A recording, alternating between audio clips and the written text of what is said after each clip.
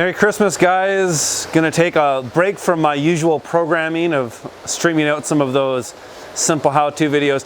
I get a lot of questions of people asking me about my microgreen soil mix. So I figured I'd just make a video on it because I get tired of typing the same answers to the same questions over and over again. So I'm gonna do a whole video about this soil. Now, the soil mix I use might not be available in your town or where you are, but that's okay. The basic idea here is what we're looking for is what's called a germination mix.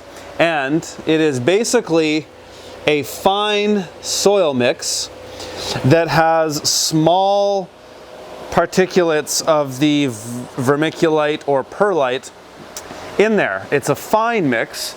And the stuff I use is called Sungrow. It's called Sunshine Mix number 3. And if you're in Canada, you can pretty much get it anywhere at any agricultural supply store, farm supply store. You might be able to get it in the US, though I'm not totally sure. But the basic idea is you want a germination mix. And there is no organic matter in this besides the peat itself. So you can, there's no compost in it. Microgreens don't need nutrients from the soil. Some people seem to think they do.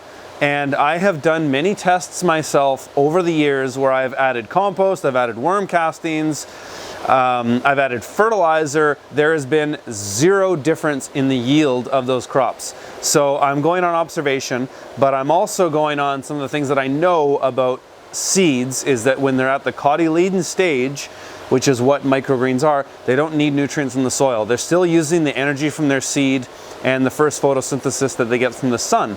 So they don't need it. So that's why I don't have anything fancy in my soil mix. Some people say, Curtis, why don't you use coconut coir?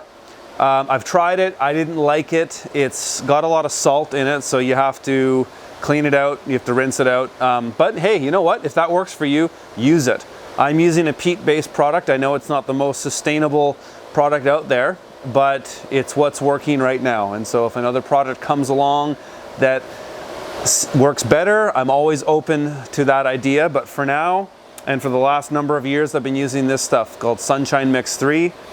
And one thing I'll show you that I do with it is I need to screen it before I use it, because when you get it out of the bag, it's sometimes in clumps. So this thing, I just call it a soil screen.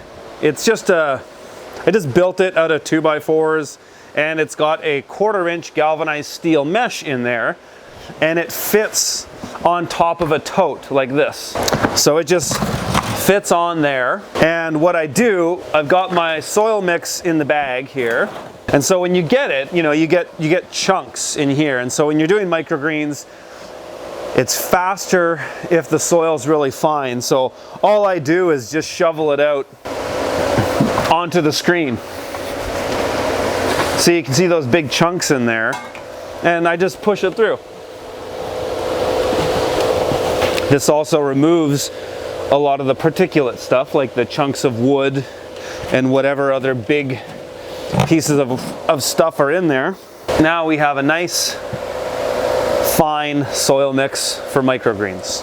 All right, that's it. There's really not much to it. The most important thing with the type of soil you use, whether you're going to use Sunshine 3 or something else, is how fine it is, its consistency. I like a nice fine and consistent soil, but the most important thing is its water retention. You can have too much water retention or you can have not enough, and that's really what the important thing you need to figure out is it going to be good enough? If you've got a good amount of water retention, or just the right amount, you're going to get nice germination. If you have too much water retention, you're going to run into fungus problems, and that's just at least been my experience.